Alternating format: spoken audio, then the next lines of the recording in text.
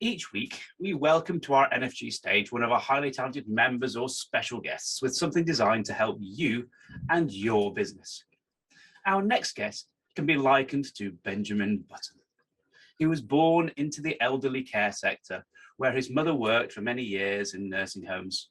Here, he developed many friendships, maturing from the wisdom of those around him. Seeing the challenges they face, he turned his career to focus on addressing that of the care sector nutrition, spending many years at universities in the UK and the USA before graduating, and as a specialist, shining a light on the right intake to those in the more twilight years. Struggling himself with a number of physical ailments in his younger years, as time went on, unwilling to surrender, he uncovered many ways to allow him to overcome these otherwise debilitating challenges, developing a younger, healthier outlook, becoming perhaps more energetic today than ever before.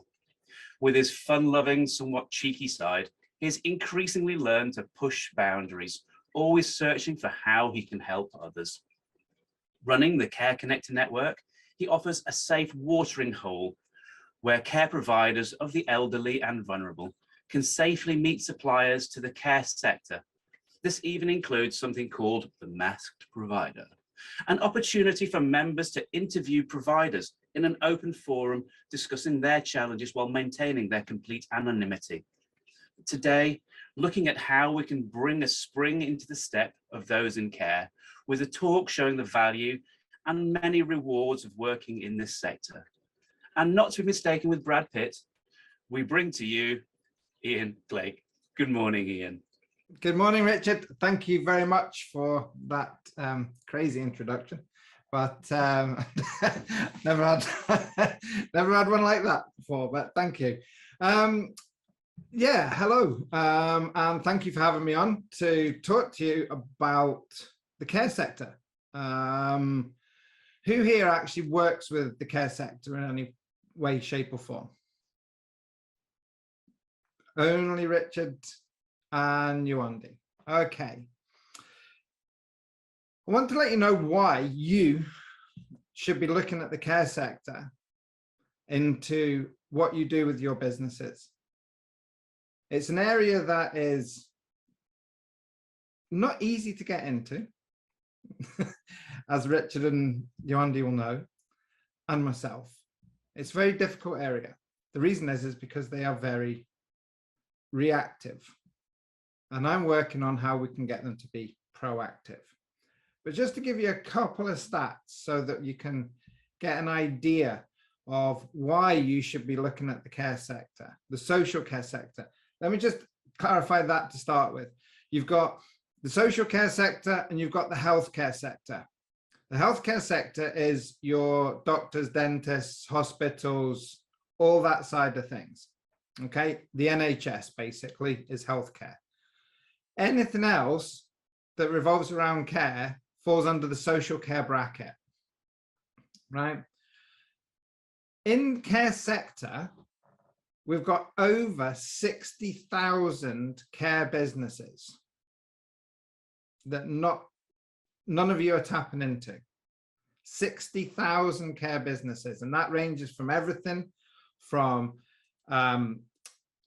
care homes and domiciliary care right through to supported living and children's homes. And that doesn't even include those 60,000, that doesn't even include sheltered accommodation and very sheltered accommodation. So this sector is massive. It employs 1.5 million staff. Well, let me rephrase that. It employed 1.5 million staff. We're now 120,000 short in the care sector. There are 120,000 vacancies in the care sector. I'm not saying that you should go and become carers, just saying that's where we're sitting at the minute. We'll look over, in England alone, 1 million people.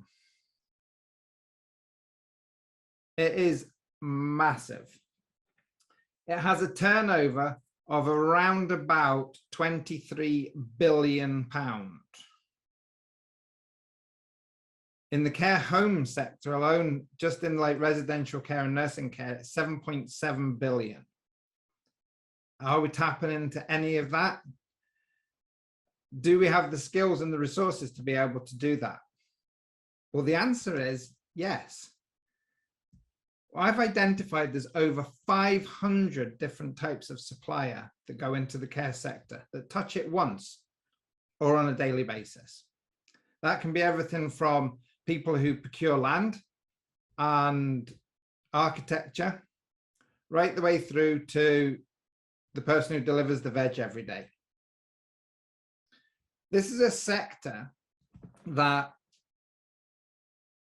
is going to change. We are at a crunch time at the minute within the care sector. We know that it needs to change. We can't improve it anymore. This is one of the reasons I set up the Care Connector network. Improving the care sector, that ship has sailed. We need to change the care model. We need to change how care is delivered. We need to change how the care sector works. As I said, they're very insular and they're very reactive. They will wait until someone tells them to do something. And that somebody is one of the people like the CQC, so the Care Quality Commission, that you've probably heard a lot about on the telly and read in the newspapers, and the Care Inspectorate up here in Scotland and Care Inspectorate Wales. So we need to come together and help the care sector to change and to achieve what they need to achieve going forward. As I say, there's a lot of money spent in it. And if you're not getting into that area, then you're missing out on a big part of business in the UK.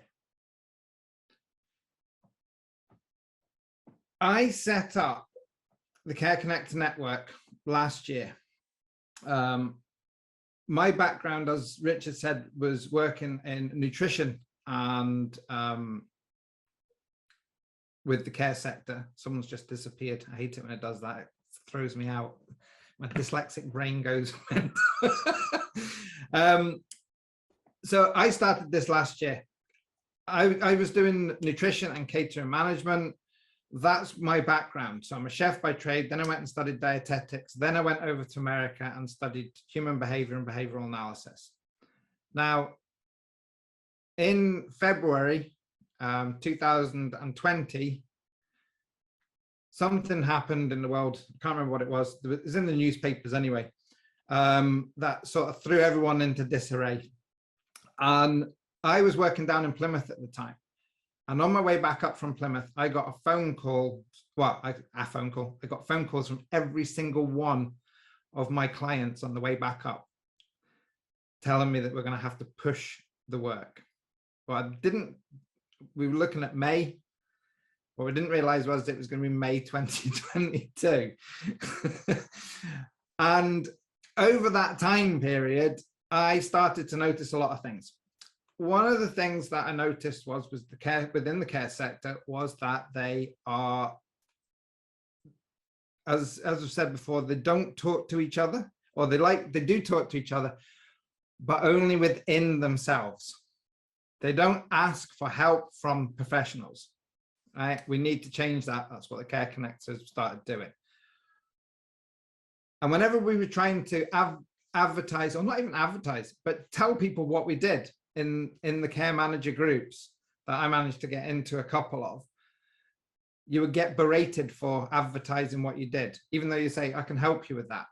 So I decided to set up the Care Connector. My dyslexic brain, as it was, came up with something that was even short and catchier than the Care Connector. It was something like, for those that provide services and products to those that procure them within the care sector. Luckily, I managed to get it down a little bit to the Care Connector network. And the other thing was the cost of advertising or being a member of anything within the care sector. When I started looking at this, to give you an example, there is another networking group out there that charge £1,600 a year to be members. That's the cheapest, right? I got a phone call from a care magazine asking me if I would write an article on nutrition and COVID. I said, yeah, sure. They then sent me an email telling me it was going to cost me £350 to publish it. They rang me and then went to charge me 350 quid. I'm fed up of that. I wanted to make the pie bigger rather than the same people getting the big bit of the pie. So I decided that I was going to level the playing field. So there is no advertising. There is no tiered membership. The membership is the same all along. It's £20 a month for membership of the Care Connector network. For the care sector, it is free. But as I say, people don't think that they have what the care sector needs. Bob, do you think that you have anything that the care sector needs? Oh, absolutely. We actually, believe it or not, supply quite a few cocktails to quite a few care homes. Exactly. They absolutely, it brightens their day at Christmas. You'd be surprised. So absolutely. Absolutely. It's brilliant. You know, Helen, you were talking about helping people coming out of the corporate world and going into their own side of things. A lot of people work in the corporate care sector. That only takes up actually 5% of the care homes. So of those 50,000 care homes, you know, or 60,000 care homes across the UK, only 5% are taken up by the big ones, right? So there's so many independent care homes and people buying into independent care homes that have worked in corporate ones and then find they don't have that support level that they had before. You've given me a great idea, Ian, because my background is recruitment in the social care industry. Yeah, Rachel. So 11 years I was with the same company. Yeah. So yeah, thank you. And I think it's amazing what you're doing, because thank you very much. I understand the industry and I know the frustrations of things not getting pulled together. So we should definitely chat. Yeah, thank you.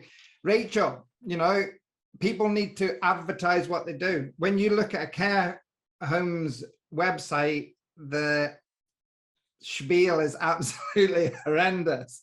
You know, when I look at the nutrition bit, it says, we offer nutrition. Great, fantastic. You know, John, with your digital marketing, John's actually just joined the Care Connector network with the digital marketing and the websites and stuff like that. You know, everyone has got something that can help the care sector. So if you want to have a chat, I'll put my link into the chat box and you can set up a time for a meeting. And as I say, the care sector is massive. Thank you very much for listening. If anyone's got any questions. Ian, thank you so much for that. It's fascinating, isn't it? It's just from I love things like this because it goes from a different point of view from anything I've ever done, and it just opens your eyes to what people can do, what you can do. And like Helen said this morning, it just highlights, okay, I haven't thought about that, perhaps I should. And it's trying to find these little niches and just trying to open your mind and you and your business. And I think it's really, really admirable. So well done, Ian, and thank you for your time today. Question time. It's not actually question time, but it's lesson TV. But this is question time. So any questions for Ian, please? Go on in, John. To get us started talking really, but it's not actually a question. Just to say that I had a one-to-one with Ian last week, and by the time we'd finished talking, it really was a no-brainer. It's a massive market out there, and there's a lot of good to be done as well. So yeah, I'd encourage anyone to have a conversation with Ian, to have a one-to-one with him, and find out more about what he does, because it's fun. And he's got a great history behind him as well. He tells a good story. Ian, I've noticed some of the things you've said about addressing problems.